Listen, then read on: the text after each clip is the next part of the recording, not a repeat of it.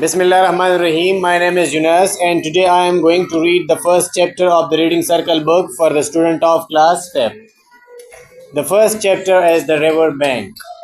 The mole had been working very hard all the morning, spring cleaning his little home, first with broom, then with dusters, then on ladder and steps and chairs, with a brush and a pail of whitewash, till he had dust in his throat and eyes, and splashes of whitewash all over his black fur, and an aching back and weary arms. Spring was moving in the air above and in the earth below and around him, penetrating even his dark and lowly little house. He suddenly flung down his brush on the floor, said brother, and oh blow, and also hang spring cleaning, and bolted out of the house without even waiting to put on his coat. Something up was above calling him, and he made for the steep little tunnel. He scraped and scratched and scrabbled and scrooged, and then he scrooged again and scrabbled and scratched and scraped, working busily with his little paws and muttering to himself. Up we go, till at last, pop, his snout came out into the sunlight, and he found himself rolling in the warm grass of a great meadow. This is fine, he said to himself. This is better than whitewashing. The sun shines stuck hot on his fur, soft breeze carves his heated brow, jumping off all his four legs at once. In the joy of living in the delight of spring without its cleaning, he pursued his way across the meadow till he reached the hedge on the further side. Hold up, said an elderly rabbit at the gate. 6 pence for the privilege of passing by the private road. He was bowled over an instant by the impatient mole, who trotted along the side of the hedge, chaffing the other rabbits as they peeped hurriedly from their holes to see what the row was about. Onion sauce, he remarked jeeringly, and was gone before they could think of a truly satisfactory reply. Then they all started grumbling at each other. How stupid you are! Why didn't you tell him? Well, why didn't you say? You might have reminded him, and so on, in the usual way, but of course it was then much too late, as is always the case. It all seemed too good to be true. Hither and thither through the meadows he rambled busily along the hedgerows, finding everywhere birds building, flower buddings, leaf thrusting, everything happy. He thought his happiness was complete when, as he meandered aimlessly along, suddenly he stood by the edge of a full-fed river. Never in his life had been seen a river before. All was glint and gleams and sparkles, rustles and swirls, chatters and bubble. The mole was bewitched, entranced, fascinated. By the side of the river he trotted as one trots, and when tried at last, he sat on the bank. As he sat on the grass and looked across the river, a dark hole in the bank opposite, just above the water edge, caught his eyes as he gazed. Something bright and small seemed to twinkle down in the heart of it. Vanished, then twinkle once more like a tiny star, but it could hardly be a star in such an unlikely situation, and it was too glittering and small for a glowworm. Then, as he looked, it winked at him. A small face began gradually to grow up around it, like a framed round picture. A brown little face and whiskers, a grey round face, with the same twinkle in its eyes that had first attracted his notice.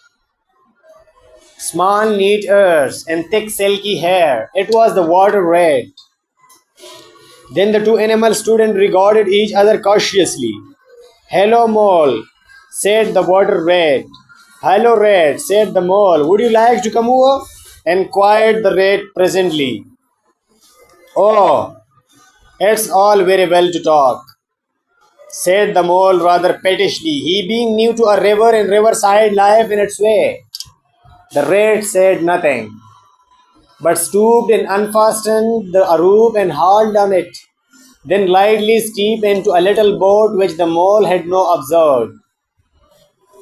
It was painted blue outside and white within, and was just the size of two animals, and the mole's heart went out it at once, even though he did not fully understand its uses.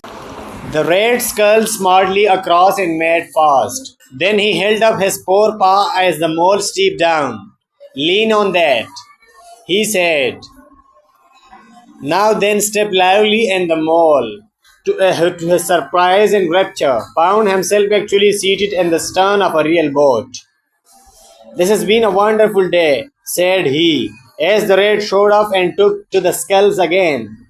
Do you know, I never been in a boat before in all my life. What? Cried the rat, open mouthed. Never been in a you, never will I. What have you been doing then? Is it so nice as all that? Asked the mole shyly.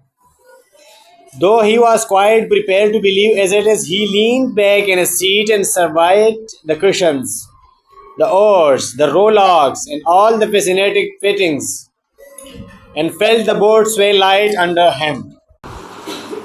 Nice as it is only thing, said the water rat as he leaned forward for a stroke. Believe me, my young friend, there is nothing, absolute nothing, half so much worth doing as simply messing about in boats. Simply missing, he went on dreamily, messing about in boat missing. Look ahead, rat, cried the mole suddenly. It was too late. The boat struck the bank full tilt. The dreamers, the joyous oarsman, lay on his back at the bottom of the boat. He heels in the air, about in boats, and with boats the rat went on picking himself up with pleasant laugh. And or out of them, it doesn't matter, nothing seems really to matter. That's the charm of it.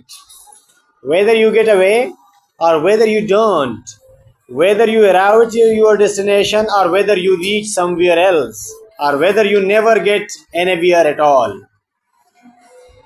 You are always busy and you never do anything particular, and when you have done it, there always something else to do. And you can do it if you like, but you had much better not. Look here, if you have really nothing else in hand this morning, supposing we drop down the river together and have a long day of it. The mole waggled his toes from sheer happiness, spread his chest with a sigh full of contentment, and leaned back blissfully into the soft cushions. What a day I am having, he said. Let us start at once. Hold hard a minute, then, said the rat. He climbed up into his hole and after a short interval reappeared, staggering under a fat wicker Lincoln basket. Show the under your feet, he observed to the mole as he passed it down in the boat. Then he took the sculls again. What's inside it? Asked the mole, wriggling with curiosity. There's cold kitchen chicken inside it, replied the rat briefly. Cold turkey, cold cheese, pickles, gherkins, salad, French rolls, crust sandwiches, potted meat, gingers, and lemonade soda water. Oh, stop, cried the mole in ecstasies. This is too much. Do you really think so? Inquired the rat seriously. It's only what I always take on these little excursions. The mole never heard a word as he was saying, absorbed in the sparkle, the ripple, the scents and the sounds in the sunlight. He trailed apart the water and dreamed long waking dreams. The water rat, like the good little fellows he was, sculled steadily on. I like your clothes. An old chap, he remarked after some half an hour or so had passed. I am going to get a black velvet suit myself some day. I am going to get a black as soon as I can afford it.